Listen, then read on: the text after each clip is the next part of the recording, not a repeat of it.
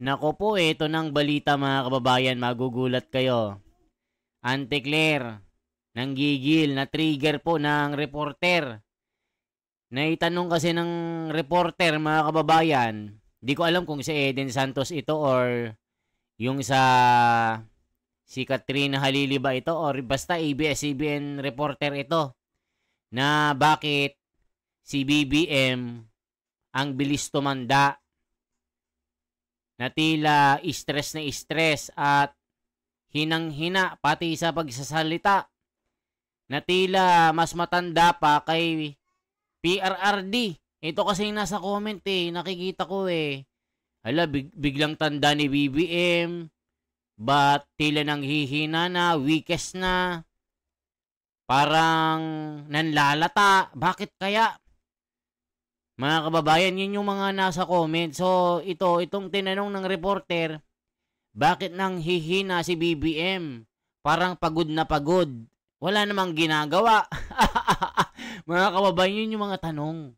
Kaya si Auntie Claire, naku na trigger. Panoorin po natin mga kababayan. Paano, parang gusto nang magwala ni Auntie Claire Gusto nang manugod Ito kasi, yung nasa comment.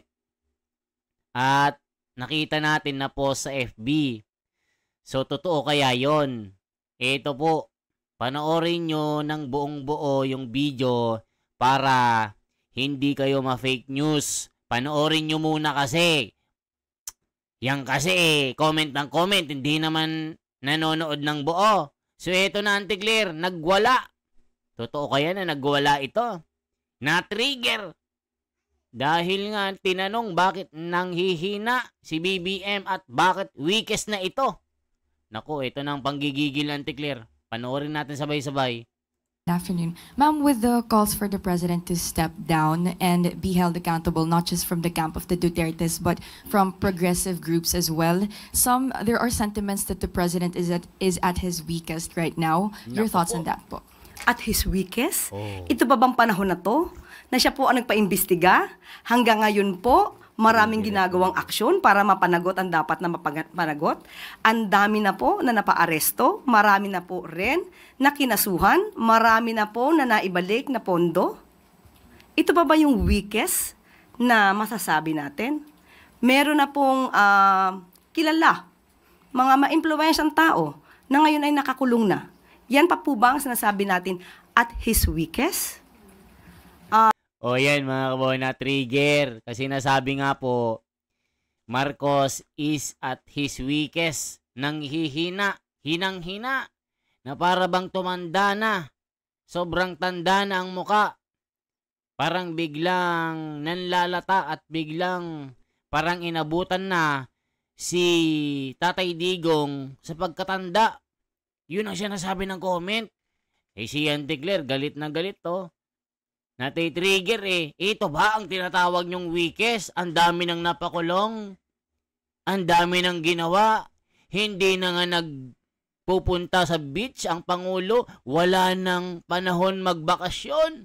Ito ba ang tinatawag na weakest? Gusto niya sugurin yung yung reporter Trigger na trigger siya, ante. Madali po kasing sumigaw Yun. na bumaba sa pwesto. Pero kung papaano papalakarin at pamumunuan ang gobyernong ito kapag bumaba ang Pangulo, ano kaya ang kanila masasabi? Nako. Next question, Luisa Cabato, Inquirer.net. San Miguel Pale Pilsen. Galit na galit sa Auntie Claire no? Palas denies Marcos is at his weakest. Galit na galit si Auntie dito sa tanong ng reporter Bakit nanghihina ba? Nanghihina? Parang gustong sabunutan Auntie Claire, nagtatanong lang. Bakit nga hinang-hina itong si BBM na ito? Wala namang ginagawa. Sabi ng mga comment. Talagang gusto ng manuntok Tuloy natin. Natatawa ako kay Auntie Claire. Yung expression ng mukha niya, parang na-stress na rin ito Batang-bata pa ito nung nung pumasok ngayon, tumanda na rin Nangungulubot na rin yung itsura nito. Yun yung sabi ng komento. Takang-taka ako kay Auntie Claire. Biglang na-stress at parang tumanda ng 10 years. Ala ka. Ito na. Good afternoon po, Yusek. What are your thoughts po sa sinabi ni Representative Paulo Duterte sa comment niyo last time about sa 500 peso Noche Buena? Sabi niya, kung ganyan din lang ang level ng analysis mo, mas bagay siguro magnotaryo sa recto kaysa mag-lecture sa taong bayan kung sapat ba ang 500 para sa Noche Buena. Actually, nabasa po natin mismo yung kanyang media release. At nabanggit din po niya, maliban po sa kanyang ganyang klase ng pananalita, nabanggit din po niya patungkol sa konsensya. So, siya pa po ba ang magsasalita tungkol sa konsensya? Hindi po ba ang kanyang sariling ama ang umamin na he killed people? Sino po ba ang may kakilala na hitman at kayang magpa-liquidate? At sino rin po ba ang umamin na hindi gumagalang sa human rights? Now, are we talking about conscience? At patungkol sa sinabi rin po niyang korupsyon, hindi po ba ang sarili niya ring ama ang siyang umamin na siya ay korap? So, sino kaya ang nakinabang sa korupsyong inamin ng sarili niyang ama? Tandaan po. Wait lang mga kababayan, si Auntie Claire ay kasama po sa listahan ni Saldico na itong trilyones na iskandalong ito, yung 51 opisyal ng gobyerno, si Auntie Claire yung isa doon, mga kababayan, doon sa nag-viral na nirelease si Saldico. Sa FB ito. So kaya daw todo tanggol itong si Auntie Claire ay nakinabang din daw. Yun yung sabi-sabi. Kaya todo tanggol ito. Trigger na trigger si Ante. Kaya pala, check natin yung komento.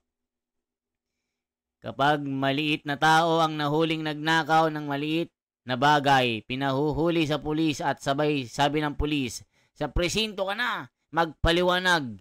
Pero kapag malaki tao, ang tinuturing nagnakaw, ang sasabihin ng otoridad ay walang matibay na ebidensya, kaya hindi dapat huliin. Anong klaseng logic ito? Kakabwisit ka, Auntie Claire. Marami na huli, maliliit na sapsap, dilis. Kurap dapat siya talaga ang mahuli. Nako, ang tanong, naiangat na nga ba? Nakakasuka kang magsalita, bias reporters.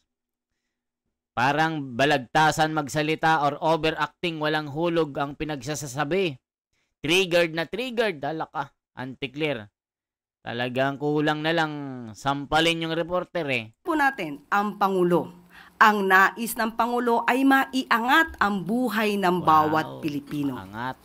Nandiyan po ang mga programa ng Pangulo. Maangat pero kita nyo naman ang korupsyon, trilyones. Tapos sasabihin nila, 500, kasya na sa Noche Buena. Mga kababayan, do you think kasya po yung 500 pesos sa 5 tao o 4 na katao ng pamilya? Para namang nakaka-insulto, Auntie Claire. Ang mga kadiwa centers, kadiwa ng Pangulo, 20 pesos kada kilo na bigas. Walang gutom program at iba pa. So alam natin, hindi lamang sa halaga ng 500 nagwawakas ang gusto ng Pangulo para maiangat ang buhay ng Pilipino.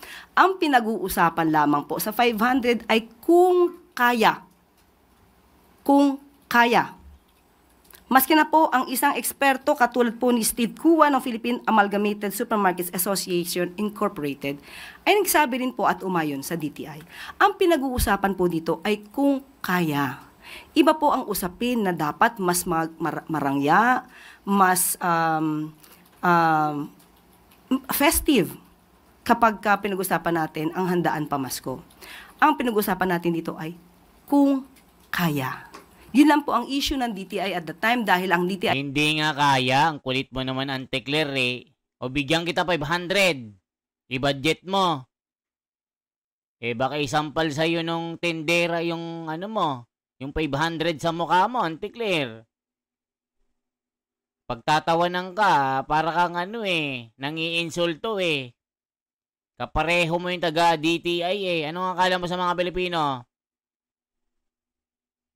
Sobrang patay gutom? 500 daw kasya na. Parang nakakainsulto kayo Ay po, pinagmamalaki po nila na ang mga manufacturers ay nakausap nila. Manufacturers sa mga basic needs, basic commodities, na huwag magtaas ng presyo hanggang katapusan ng December. Yun lamang po ang gusto ring ipagmalaki ng DTI.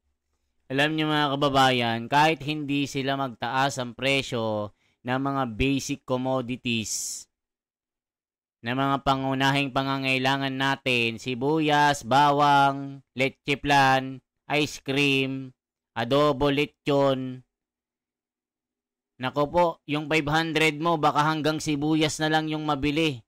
Baka 1/4 lang yung 500 mo, Auntie Claire. Kamatis pa lang 1 kilo, magkano na? Parang sinabi mo, mga patay gutom, itong 500. Pagkasya nyo, bahala kayo sa buhay nyo. Lang iyan naman ng mga sagutan ni Auntie Claire. Isasampal sa'yo yung lumang-lumang 500 na nandun pa ang itsura ng mga kurakot At ito po ay isinagawa ng DTI para sa taong bayan. Sana hindi po nila ma-miss yung pinaka-essence kung bakit sinasabi po ng DTI nakakayanin ng 500 dahil po napakiusapan po nila na huwag magtaas ng presyo para sa mga basic commodities. Yun lamang po yun. For our last question, Eden Santos, Net25.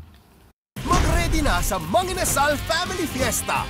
O mga kababayan, ano masasabi nyo dito? Parang pinagmumukha nyong mga patay gutom mga Pilipino 500 na lang, bahala kayo dyan. Pero ninakaw, magkano? Bilyones. Nagsauli lang ng 110 million, best president ever na daw. Ganyan na ba yun pag nagsauli ng ninakaw? Best president na. Yun yung sabi ng komento si PRR din nga 7 billion pinagbayad si Lucio-Tan May ganun bang presidente? 7 billion ang pinagbayad, binayad ni Lucio-Tan mismo. May ganun ba? Kaya ba ni BBM yon?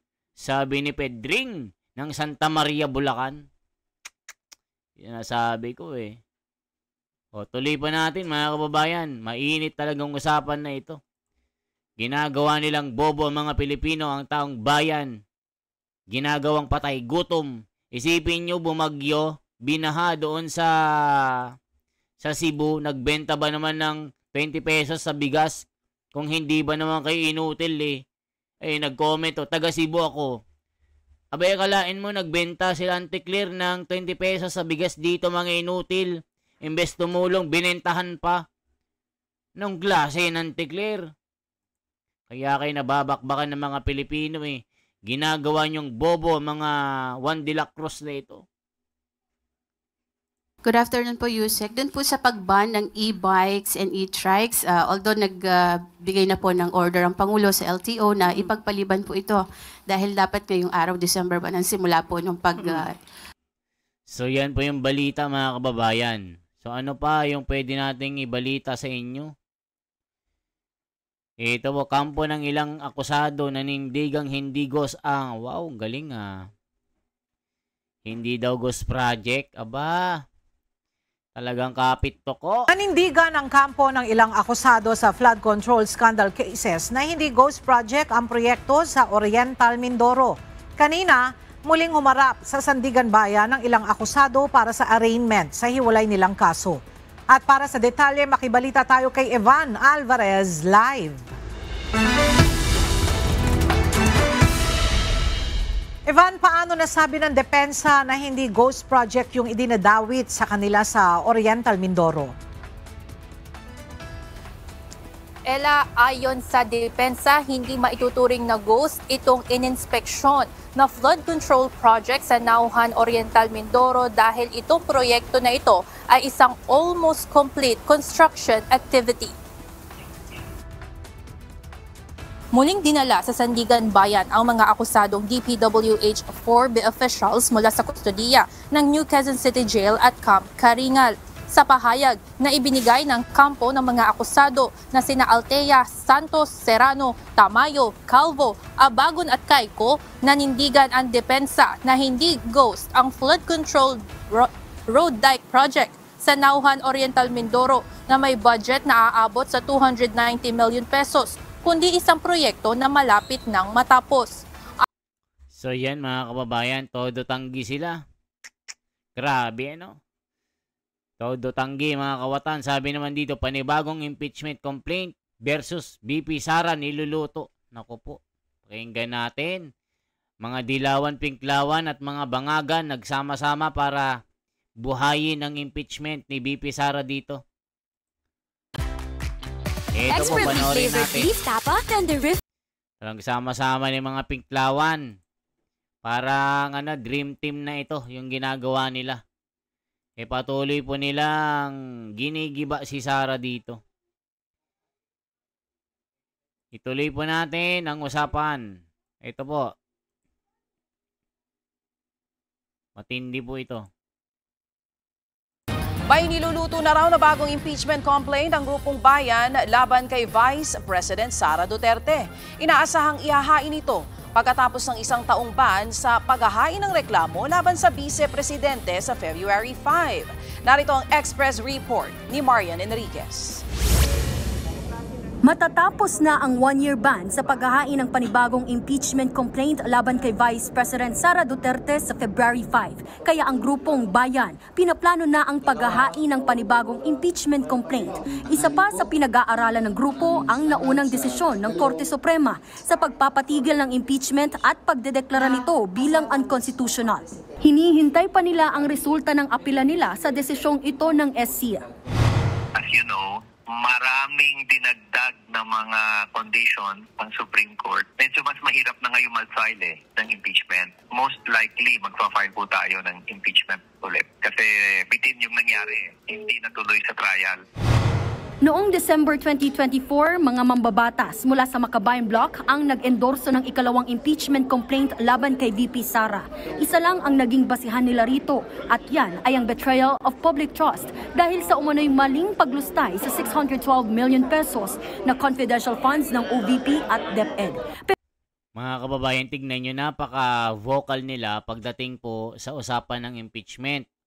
Hinahabol po nila si Sara sa 125 million na nilustay daw sa loob lamang ng 11 days. Napatunayan naman ng COA dito sa audit ay malinis si Sara. Pati Korte Suprema, binasura ang impeachment. Itong mga makakaliwa na ito, hinahabol nila si Sara Duterte sa mga 125 million. Pero itong mga kasama nila sa Kongreso, na trilyones ang ninakaw na puro congressman, mga tahimik. Ganon po sila kahangal mga kababayan. Ganon sila malamang kasangkot din ang mga ito. Isipin nyo mga kababayan, itong ahensya ng Kongreso at pati gobyernong korap, tahimik sila. Si Sara po ang kanilang tinutumbok para magpasaulit ang isang impeachment. Kasi nga, matatapos na po ang 1-year bar rule. Ibig sabihin, 1 taon na pwede na namang i-file yung kaso na impeachment. Nako mga kababayan, halatado, bistado. Kumbinsido ang taong bayan na gawa-gawa ang paninira kay Sara. Pero itong mga nadadawit ngayon sa flood control na trilyones, bay mga tahimik ang mga ito. Mga tahimik pa sa mga nandoon sa sa mga namamahinga sa lamay. Ganun po sila katahimik. Tungkol po dito sa mga kasama nila na nadadawit sa trilyones, bilyones. Isipin nyo kay Sara, gawa-gawang reklamo lang, gawa-gawang pero dito ang dami nang nagpatunay. Nandyan na si Saldico, nandyan na si Orly Gutesa. Ano pang gusto nilang mga, sasabihin nila AI. Ayun, napatunayan, totoo pala. Yung mga upload ni Saldico sa kanyang sariling FB account, siya pala, totoo yun. Siya pala ang totoong tunay na Saldico na hindi nagsisinungaling. Tignan nyo, mga tahimik sila. Ang kanilang tinira, si Kiko Barsaga. Pina-ethics complaint nila dahil sa mga birada kay BBM. Dahil masyado daw batang isip, unethical, walang GMRC.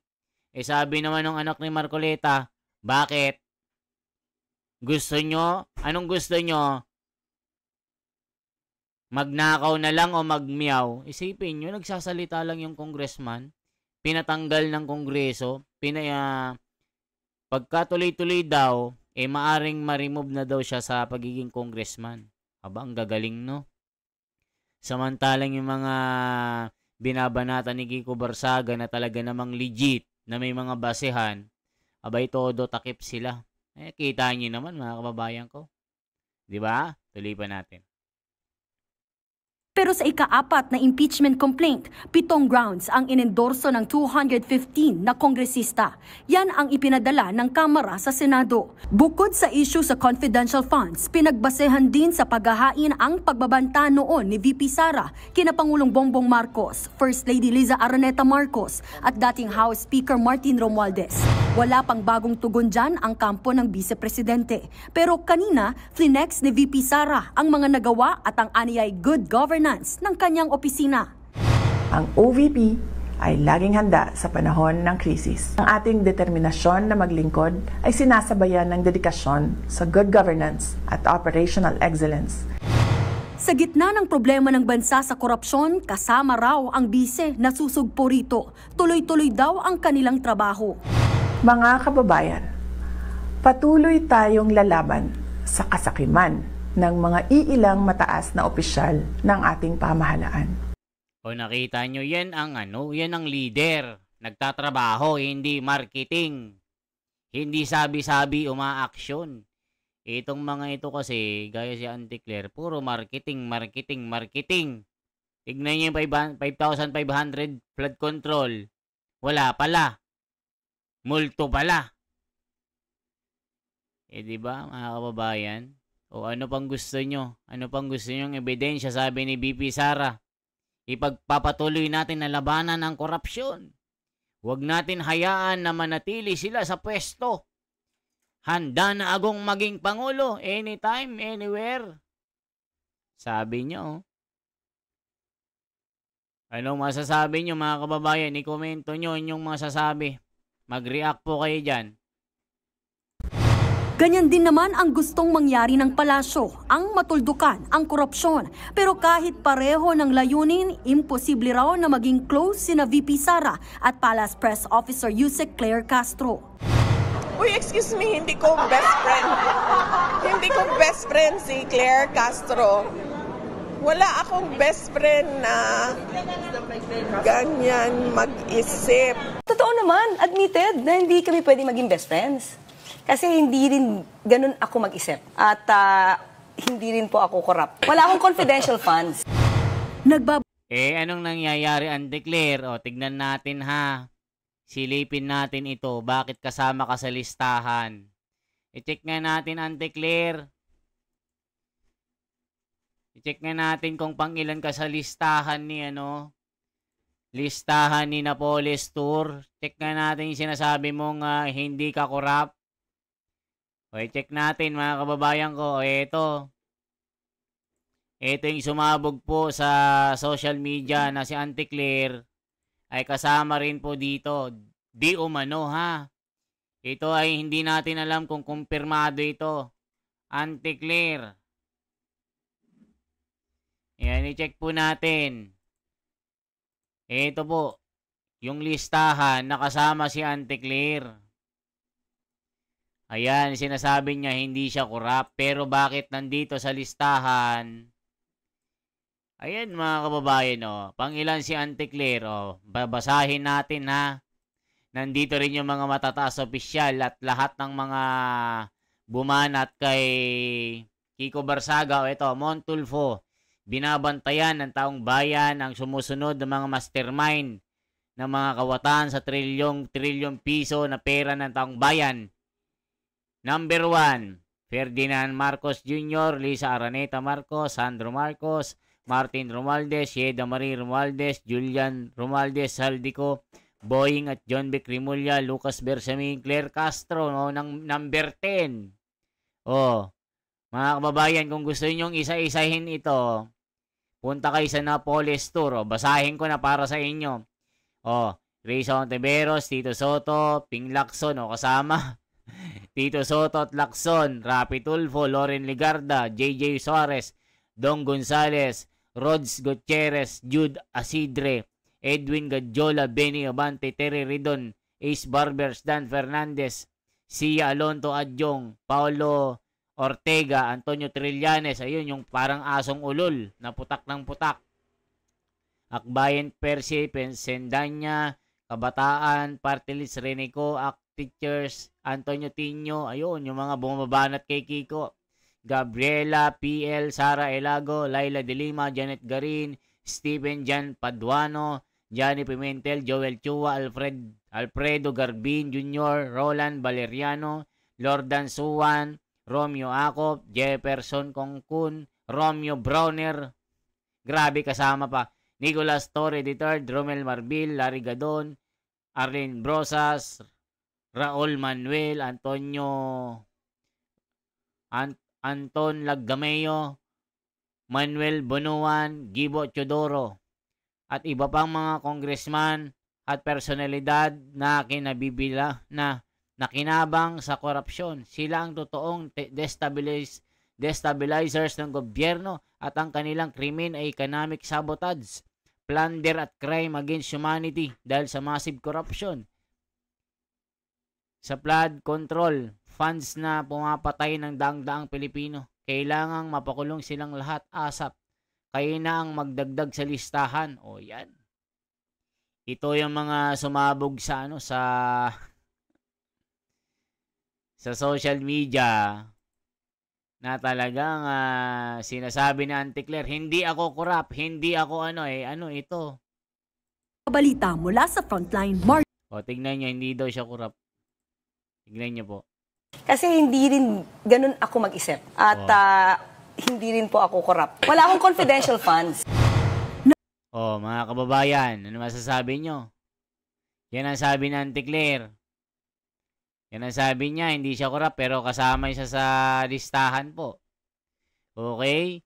Yan lamang po ang ating bahagi. Isang like, isang share po. Mag-comment po kayo. Kung isang location kayo, anong lugar po kayo? Sa loob ba? Sa labas ng bansa? Sa Europe ba? Sa Antarctica? Alaska? Amerika? Middle East? Mga kababayan, mag-comment kayo para makakomentan po natin isa-isa. Ako si The Wonders Philippines. Salamat po sa inyong suporta mga kababayan. For transparency, for a better democracy. Salamat.